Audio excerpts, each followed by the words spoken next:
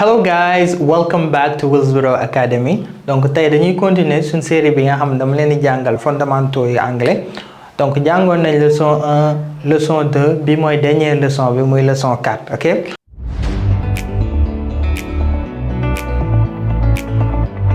Willsboro Academy. Donc leçon bi nii lan mooy doon kiyam objectif am mooy mu jàngal leen nan ngeen di conjuguer verbe yi ci anglais, nan ngeen di waxee ci li nga xamante ni mu ngi xew ci jamono bi ngay wax, ngay waxee li nga xamante ni xewoon na ba pare ci ginnaaw ci passé ak li nga xamante ni mooy xewi ci kanam, OK? Donc that is the past simple. Past simple mooy li weesu, OK? Moom da nga koy utiliser pour wax ci li nga xamante ni dafa weesu. The present moom mooy fi ñu toll nii, mais ci anglais am na ñaari façon present. We have present simple. lii dañ koy utiliser si li nga xamante ni day faral di am, moom day am di faral di am ci présent si jamono yi nekk. Par exemple da ngay yeewu chaque jour, da ngay brosse chaque jour, boobaa present simple ngay utiliser. Mais am na loo xamante ni moom la ñuy wax present continuous. Present continuous mooy li nga xam moom ngay utiliser ci li nga xamante ni jamono bi ngay wax moom lay xew. Comme par exemple I am talking mooy jamono bi may wax ak yéen ñi maa ngi nekk di wax. Donc ñaari façon présent yooyu ñooy am, dinañ ci gën a dugg, dinañ gën a xuus, gën a indi ay détails. Finally we'll learn about the future. Donc dinañ jàng nan ngay waxee ci futur, ci li nga xamante ni ñëwagul. Donc leçon bi nii mooy ñett yi nii mooy sunu objectif pour ñu jàng, OK? So we're gonna start with the past simple. Donc past simple moom la ñuy utiliser pour wax ci passé, OK? am na différents passé, am na ay temps yu bari yu ñu mën a utiliser ci anglais, mais pour wax ci passé, mais bi ci gën a kii nii moom mooy past simple, OK? Déjà lan mooy wane war nga utiliser past simple, am na lu ñuy wax time indicators. Time indicators mooy lii wane jamono. Comme lii wane mbir ban heure la xewoon. Par exemple bu ma nee démb, OK? Démb ci anglais mooy yesterday. Donc par exemple nga ne yesterday démb, OK? Donc démb boo ko waxee rek ça veut dire passé nga war a utiliser. Verbe bii ñëw après, jëf bii ñëw, jëf boobu ci passé la war a nekk. Par exemple démb dama demoon école. Yesterday I went to school. Démb dama liggéey woon. Yesterday I went to work, OK? Donc lii mooy time indicator, lii wane jamono, lii war a mbir ban xew ban heure la xew. Par exemple nga ne last plus benn temps, par exemple last plus day, OK? For example you say last Monday mooy lundi bi jàll. Last Tuesday mardi bi jàll, OK? Last month mooy weer wi jàll, OK? Month mooy weer, OK? Par exemple nga ne last novembre bi jàll. Wala year mooy at, nga ne last year at mi jàll, OK? So donc last bi boo ko gisee rek xamal ne verbe bi ñëw, jëf boobu ci passé la war a nekk. Mi ngi mel ne ci wolof tey boo nee démb dama lekkoon mburu, par exemple dama lekkoon, mais doo wax démb damay lekk mburu.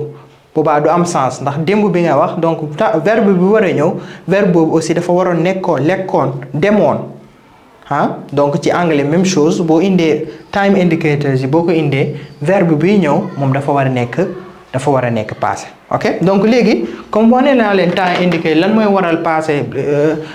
lii waral mbir ban heure lay xew bu xew na ci passé. Léegi nag dama leen di wan verbe bi nan lañ koy conjuguer, nan lañ koy yóbbee passé. So that's how we're gonna conjugate the verb. Verbe bi nan lañ koy conjuguer, comme wolof di nga naan dama demoon, lekkoon, kon yooyu noonu, woon ak yooyu noonu, nan lañ koy defee ci anglais. Nañ jël benn verbe. Déjà da ngeen war a xam ne am na ñaari façon verbe. We have regular verbs and then we have irregular verbs, OK? Regular verbs, regular ça veut dire régulier, mooy loo xamante ni day suivre règle. Boo xoolee regular da ngay am na mot règle ci biir, ok loolu mooy verbe boo xam day suivre règle ok irrégulier mooy loo xamante ni suivre règle moom yoonu boppam la jël ok donc verbe régulier ñoom ñoo ëpp la plupart des verbes 95% des verbes wala 99% des verbes sont réguliers ok verbe yi si ëpp am na 1% verbe nee nañ une quarantaine de verbes yoo xamante ni irrégulier lañ ñoom suivre une règle dañoo jël seen bopp dañoo jël seen yoonu bopp ok léegi nag li gën a yomb mooy ñu jàng regular verbs ndax yomb na ñoom moom dañoo am règle boo xam moom la ñu utiliser pour conjuguer leen donc loolu yomb na léegi irregular verbs yi moom da nga leen a war a jàng da nga leen a war a mémoriser wala li leen di gis di leen gisaa day dem ba da nga leen di xam ok donc tey ñu jàng dinaa leen jox ay quelques exemples ci irregular verbs ok par exemple to go moom irregular verbs la donc moom boo koy conjuguer ci passé da nga naan went ok par exemple bu ma waxee bu ma bëggoon démb dama demoon école dama naan yesterday I went to school ok donc go went mooy demoon ok moom gis nga moom verbe irrégulier la dafa changer complètement am na beneen verbe aussi par exemple to understand mooy comprendre to understand mooy comprendre moom ci passé day nekk understood ok léegi par exemple boo bëggoon wax démb comprendre naa leçon bi da nga naan yesterday comme yesterday bi ma bind nii ni I understood the lesson ok mooy démb comprendre naa leçon bi donc gis nga moom tamit dafa changer nekk understood ñoom ay seen yoonu bopp la foog nga jàng ko foog nga mémoriser ko loolu mooy irregular verbs yi ok donc mën nga dem bu la neexee nga google nga rechercher irregular verbs après dina la indi liste irregular verbs yi après nga jàng ko léegi nag li nga xamante ni am na règle te mën nañ koo jàng mooy regular verbs donc yooyu nag xaaral ma wan leen nan la ñuy former seen passé ok donc boobaa yow da ngay xam formation bi rek après day yomb pour nga verbe boo mënte gis mën nga former passé okay so let's say for example the verb to work moom verbe régulier la to work ok nan ngay former passé bi donc vraiment léegi to bi moom utiliser woo ko soxla woo ko ok parce que booy conjuguer to bi dana comme turu verbe bi la rek mais booy conjuguer soxlawutoo to léegi da ngay jël dindi to boobu noonu fii nga yokk fi ed plus ed da ngay jël verbe bi nga yokk ci ed worked ok par exemple talk ça veut dire parler wax nga yokk ci ed talked ok talked walk ça veut dire marcher mooy dox nga ne walked verbe boo mënti jël miss moom mooy namu dara ok ay miss yu mooy namu naa la donc ne missed ok ak verbe bu mënti jël to learn sax mën na ne verbe mën na nekk irrégulier mën na nekk régulier verbe par exemple to watch c'est-à-dire seetaan regarder da nga naan watched léegi prononciation ed bi nag day changer newul fi mu ne ñu bëri erreur bu ñuy def mooy dañ naan par exemple work dañ naan work it dañuy lire ed bi dañ koy lire alors que ed bi am na la plupart du temps doo ko lire comme da nga koy lire comme te wala nga lire ko comme de worked I worked ok parce que ka moo avant ed bi ka moo ñëw boobaa da nga naan worked talked walked missed ok donc boobaa da nga koy prononcer comme de wala nga prononcer comme te benn ñaari scénario ñaari instant rek nga koy prononcer comme ed bi mooy bu verbe bi jeexee par t par exemple want boobaa da nga naan wanted ed bi da nga koy prononcer nga ne wanted ok da nga koy prononcer comme id wanted par exemple verbe boo xamante ni dee la jeexee par exemple need boo ci yokkee ed da nga naan needed ok needed donc ñaar yi rek ngay prononcer ed bi comme id comme wanted needed mais yeneen façon yi da ngay prononcer comme te par exemple worked mooy liggéeyoon naa talked waxoon naa walked demoon doxoon naa missed mooy namoon naa watched mooy seetaanoon naa ok donc da nga watched walked worked gis nga ni ma koy prononcer donc defoon nañ ci beneen leçon bu gën a complet ci biir académie bi boo leen ñëwee dinañ ci gën a kii ni jox leen liste comme ngeen xam yan terminaison ak nuñ koy prononcer donc fii mënumaa yaatal lu ëpp ok donc lii mooy verbe régulier yi la plupart des verbes ñoom ay verbes réguliers la nee naa 99% of the verbs are regular verbs 99% donc bu fekkee da nga gis verbe bu bees xamoo verbe xam irrégulier wala irrégulier yow jàppal ne verbe régulier la rek nga def ko comme yeneen verbe régulier nga conjuguer ko noonu même bu fekkee du verbe régulier sax au moins personne nit ki dina xam ne dina comprendre li nga bëgg a wax ok donc li moo nekk passé bi léegi nañ joxe ay exemple ay phrase j'espère que di ngeen bind ay exemple ci commentaire bi bindal leen ma seeni exemple bopp ay phrase ci kii nii ay phrase ci passé dans le passé par exemple for example I can give for example bu leen fa time indicators lii wane ne ci passé la par exemple ma ne last month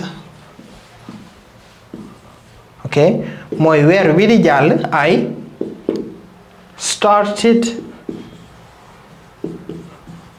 a new job kan moo mën a phrase bi lu muy signifier last month donc time indicators bi liy wane ban jamono la mbir mi xew I started c'est-à-dire gis nga passé bi ñëw na ok past simple I started a new job mooy dama tàmbali woon kii bu bees liggéey bu bees mën naa wax yesterday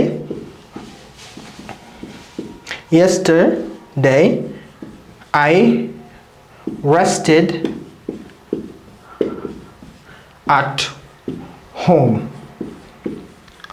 ok mooy démb I rested mooy noppalu gis ngeen ëddee baa ngi nii démb noppalu woon naa si sama kër I rested at home okay so for example if someone tells you what did you do mooy lan nga defoon what did you do yesterday lan nga defoon démb après nga wax lan nga defoon for example me I said yesterday I rested at home for example fii nii yesterday mën na ko changer def last month lan nga defoon mois bi jàll wala last Sunday wala lan nga defoon dimanche bi jàll ok après yow nga wax ay nangam nga verbe bi nga yóbbu ko dans le passé après nga wax ko ok donc yéen répondre leen question bi ci commentaire bi what did you do yesterday répondre leen bind leen seen exemple what did you do yesterday donc lii moo nekk past simple moo nekk passé simple ok now let's move on to the present donc léegi dañuy dem ci présent donc comme ni ma leen ko waxee présent am na ñaari présent we have the present simple and then we have the present continuous all right we have two types of presents in the in English okay let me just write here present okay so we have present simple. Let's start with present simple. léegi ñu tàmbali ak present simple dañ koy utiliser ci li nga xamante ne dafay faral di amaat léegi lan mooy nekk ay time indicators present simple lan mooy wane present simple ban jamono par exemple la kii di xew muy par exemple ay always loolu ñu ngi leen di woowee adverbs of frequency donc bëgguma leen a kii nii mais dama leen di bindal yooyu noonu rek always usually okay often yii nii day ànd ak present simple lu tax parce que yii day wane ay mbir yoo xam day xew ak xewaat always mooy chaque jour toujours si yenn tout dans le saa su nekk ci wolof saa su nekk loo xam day faral di xew di ko xewaat. Often mooy li ëpp lu xew day xew lu bari daal day often mooy yenn saay. Ok, usually aussi genre yenn saay. Toujours ci français des fois parfois genre yooyu noonu. Donc loo xam day wane mbir day xew ak xew. For example, me I say I always walk to school. Ok, mooy I always walk to school mooy man à chaque fois tout le temps damay dox pour dem école. I will always walk to school. loo xam day xew ak a xewaat donc boobaa present simple la ñuy utiliser mooy habitude. Ok, donc li moo nekk time indicators yi yu present simple mooy temps kii ni. léegi am na aussi par exemple every. For example every day, every plus benn temps. Every mooy chaque, every plus time. For example, every day I wake up. Every day. Every Sunday. Every Tuesday. Every month. Ok, mooy chaque mois, every month. Every month I go to the supermarket, I go to the stadium. Ok, chaque mois damay dem loolu habitude la loo xam dama koy faral di def ak defaat weer bu nekk. Every year, every daal nga yokk ci loo ci mënti yokk loo xam day am ak amaat rek boobaa present simple ngay utiliser ndax habitude la routine la loo xam day am ak amaat. Present simple doo ko utiliser ci loo xamante ni benn yoon rek lay am. Par exemple I go to Paris. bu ma nee I go to Paris ça veut dire que man damay faral di dem Paris. damay dem Paris bu fekkee benn yoon rek laa fay dem dama ne am going to Paris comme pour wane ne jamono yi maa ngi dem Paris néew loo xamante ni habitude la si sa loo xam dama koy def. Ok, donc time indicators am nañ adverb of frequency am nañ every plus temps. léegi nag donc nee nañ present simple dañ koy utiliser pour ay habitude, habits, routines. ok, habits loo xam ay habitude la, routine la loo xam day xew ak a xewaat. ok, repeated action mooy action yoo xamante ni day répété wu. repeated action in the present, c'est dans le présent. ok, léegi par exemple nan lañ koy former moom yomb na. Par exemple let's take the verb to work mooy liggéey. moom dañuy dindi to be rek nga ne I work. ok, moom verbe bi ngay jël rek ni mu mel noonu nga koy indi. I work, you work, he works. benn kii rek moo ci am, benn kii bu ndaw mooy que bu nekkee he la wala she wala it boobaa da ngay yokk verbe bi da nga ciy yokk s. da naan it works, he works, she works. s bii nii daal mooy sew bi. bu nekkee he la moom mu jigéen wala bu nekkee she la moom mu jigéen wala he moom mu góor wala it moom mala bi wala loo xam amul bakkan da nga am works da nga ciy yokk s. ok, donc loolu rek mooy différence mais yeneen yëpp da ngay indi verbe bi rek comme ni ñu ko bindee. work, I work, you work, he works, she works, it works, we work, you work, they work. I walk, you walk, he walks, she walks, it walks, we walk, you walk, they walk. I talk, you talk, she talks, he talks, it talks, we talk, you talk, they talk. ok, I watch, you watch, he watches, she watches, it watches, we watch, you watch, they watch. ok, donc moom noonu lañ koy ko da ngay jël verbe bi rek comme ni mel. to be moom soxla woo ko booy conjuguer toujours da ngay dindi to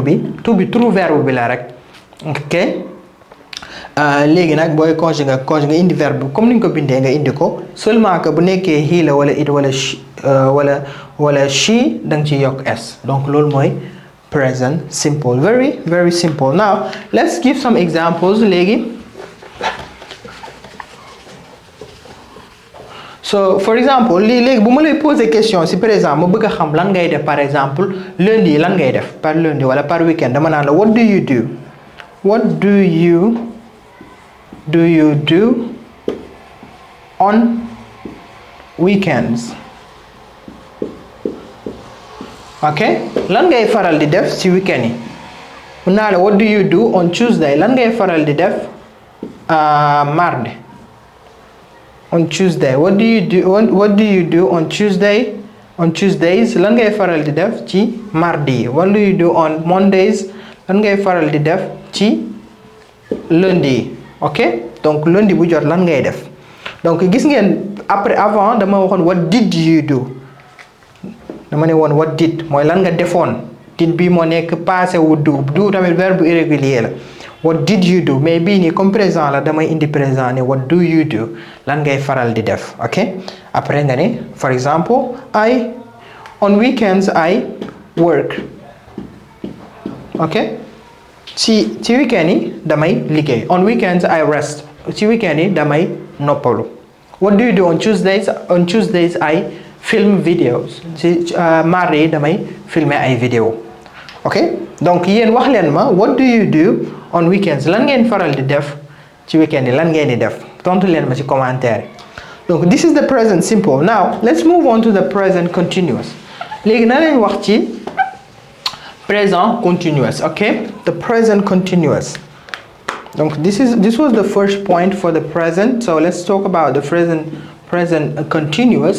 continuous moom mooy waxtu bi ñuy wax li nekk di xew biñ nekkee di wax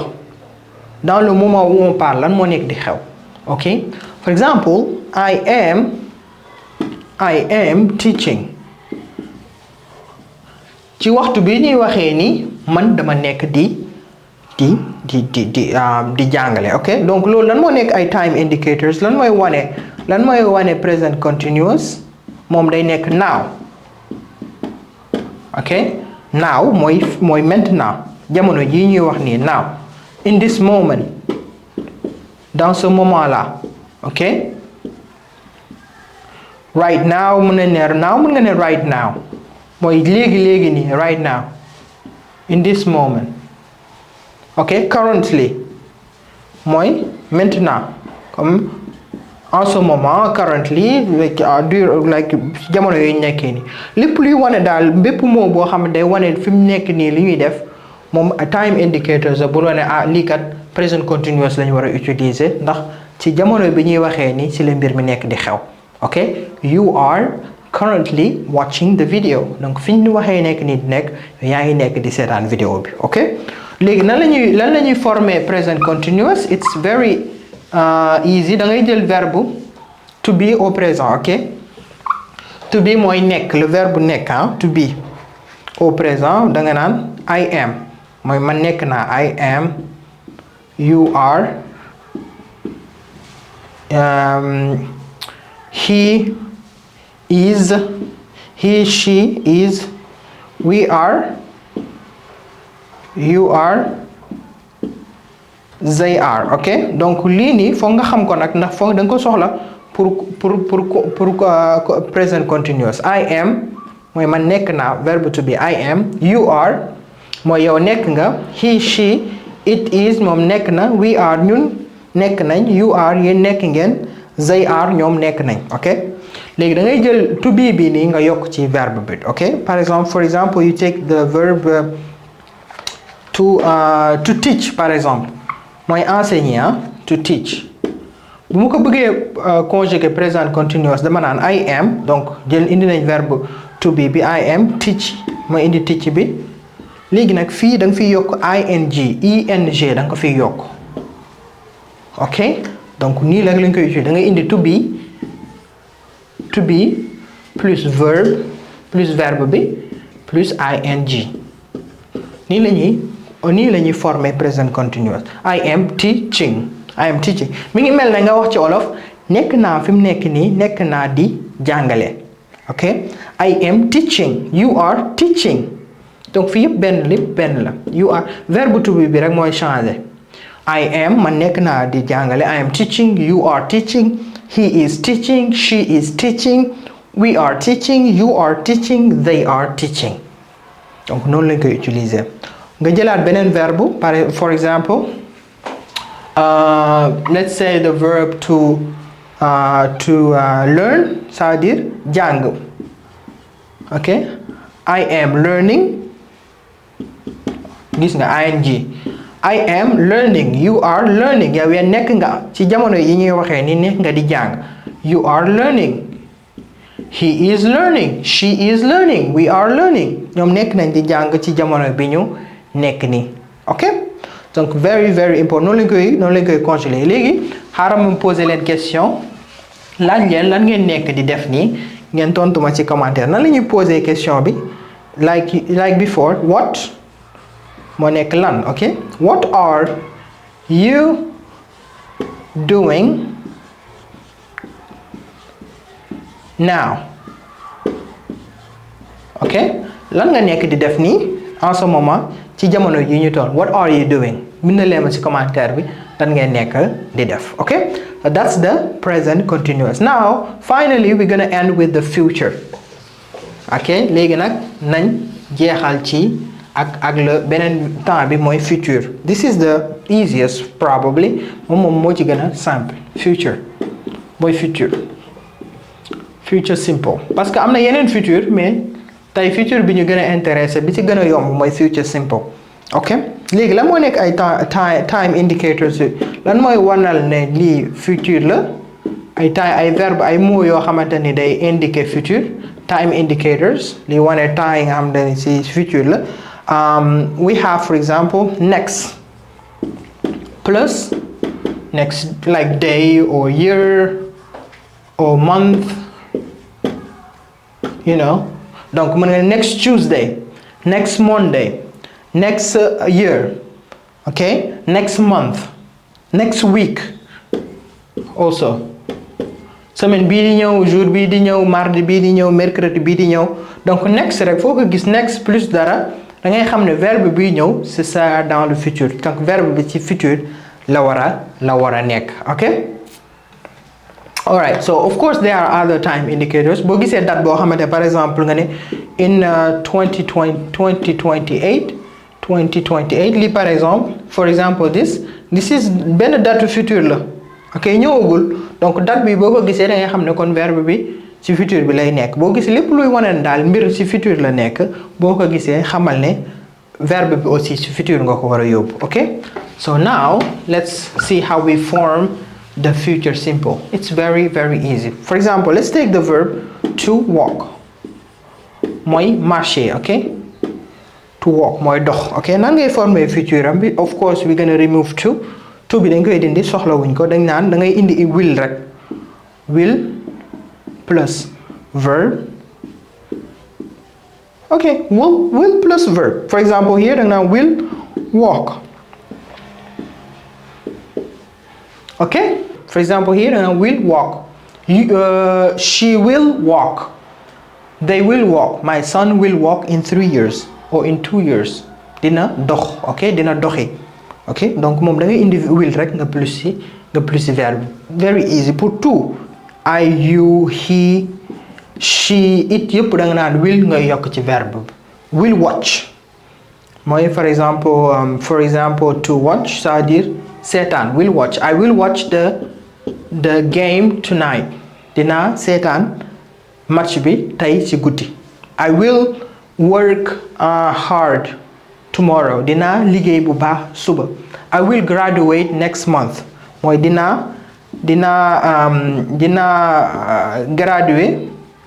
graduate mooy dina graduate dina passer sama classe dina graduate next year at bii di ñëw next year ok moom will plus verbe I will understand dina comprendre I will love dina bëgg donc moom it's very very easy the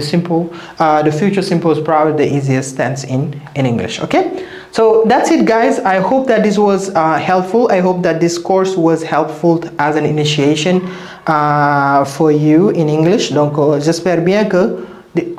kii bi dina leen jàppale pour ngeen am fondement am base bu fekkoon jàngoon nga ko sax ngeen réviser waat gën a comprendre léegi bu fekkee da ngeen a gën a bëgg a jàng gën a dugg ci détail ñëw leen ci Wellsboro Academy suñ site bi wala ngeen jël suñ numéro WhatsApp ngeen contacter ñu pour ngeen joindre centre bi thank you so much for watching and I will see you guys on other videos mën ngeen dem